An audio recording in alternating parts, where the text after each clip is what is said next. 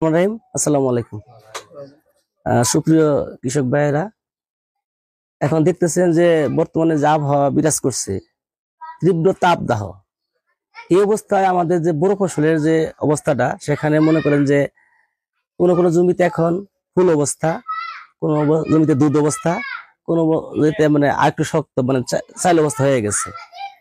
আসলে আমাদের যে জমিতে যখন ফুল অবস্থায় থাকে, তখন যদি এই তাপমাত্রাটা 35 ডিগ্রি বা তার চেয়ে উপরে থাকে, তাহলে এই তাপমাত্রা বিরাজ করলে ধান চিটা হয়। কারণ এটা আল্লাহ পাকের একটা গজব, সেটা আমরা ফেরাতে পারবো না। তবে আমাদের কিছু করণীয় আছে। আমি উপসহকারী কৃষি অফিসার হিসেবে, আপনারা কৃষক হিসেবে কিছু করণীয় আছে। সে করণীয় হইলো যে জমির মধ্যে অনবরত 2 ইঞ্চি পানি রাখবেন। জমিতে 2 থেকে 3 ইঞ্চি অনবরত পানি রাখতে হবে।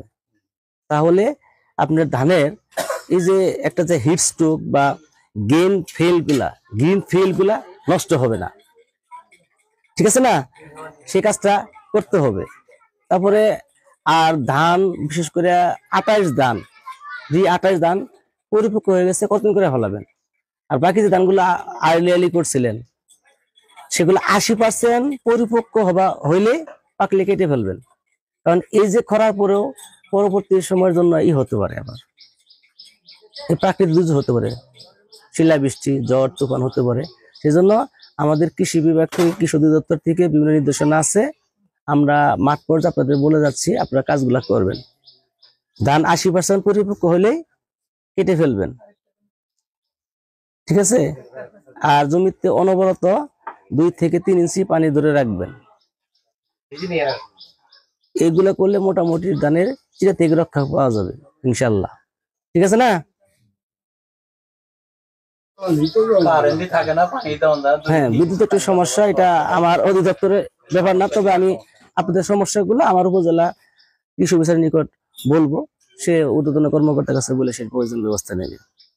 তা আমাদের যে পরামর্শটা আমরা দিয়ে যাচ্ছি এবং দিয়ে যাবো ইনশাল্লাহ।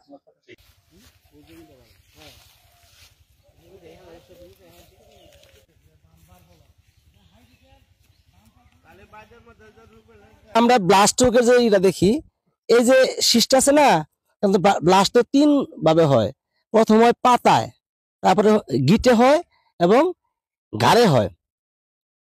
এই ঘাড়ে যেটা সে জায়গা হয়, সেটা ঘাড়ে বেশি হয় এবং ক্ষতি ওইটা বেশি হয়ে যায়। সেই জায়গায় এই যে জায়গাটা আছে না, এই জায়গার মধ্যে আপনার কালো হবে, শুকাই যাবে, তখন ধানের এই মাথাটা আলতো হবে, ভেঙে পড়ে যাবে। এই জন্য আপনার জমির মধ্যে পটাশ 2 বার দিতে হবে। ইউরিয়ার মাত্রাটা ঠিক টাইমে মাত্রা করে দিতে হবে, অতিরিক্ত দেওয়া যাবে না। জমির মধ্যে ব্লাস্টের আক্রান্ত লক্ষণ দেখা গেলেই জমির মধ্যে অনবরত 2 থেকে 3 ইঞ্চি পানি ধরে রাখতে হবে। তারপরে আপনার এই ব্লাস্ট এর যে দমন করার জন্য যে ছত্রাকনাশক ব্যবহার করতে হবে, টোফার আছে, তারপরে নাটিবু আছে, ব্লাস্টিন আছে, সিজুভেন আছে, এই জাতীয়, হ্যাঁ, এই জাতীয় আরো অনেক অনেক কোম্পানির এগুলা আছে। এগুলা যেমন বিশেষ করে নাটিবুট আমরা ব্যবহার করেছি, নাটিবুট অনেক উপকার পাইছে। নাটিবুট হলো 10 লিটার পানিতে 6 গ্রাম। এটা মিশ্রিত পানি 5 শতাংশ জমিতে সমানভাবে স্প্রে করে দিবেন। মানে ওই মিশ্রিত পানিটা প্রতি শতাংশে 2 লিটার ব্যবহার করবেন। এটা পরপর 2 বার ব্যবহার করলে ইনশাল্লাহ আর হবে না।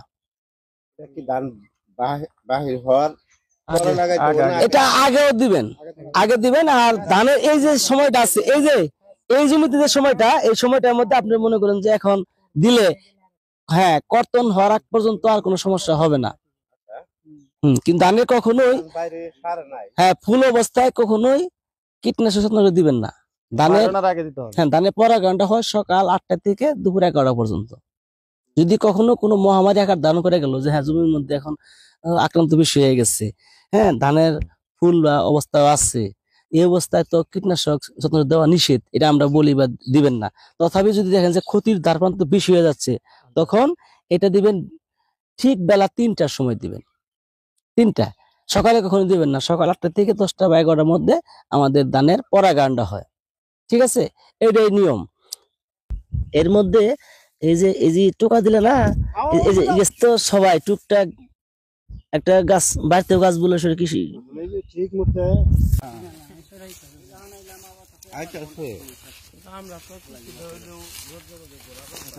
আমাদের এলাকায় যে কৃষক ধানাবাদ করে, হ্যাঁ এই ধান আবাদ করতেছে, এই ধান অটোমেটিকলি মেশিনে আটি বান্ধি দিবে, মানে ওটা আটিয়ে পড়ে থাকতো।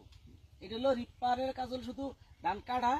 আর এই জমির জন্য মনে হয় আমাদের এটা উপযুক্ত নয়, যেহেতু জমিতে অনেক উঁচু নিচু, আর ওটা হলো অত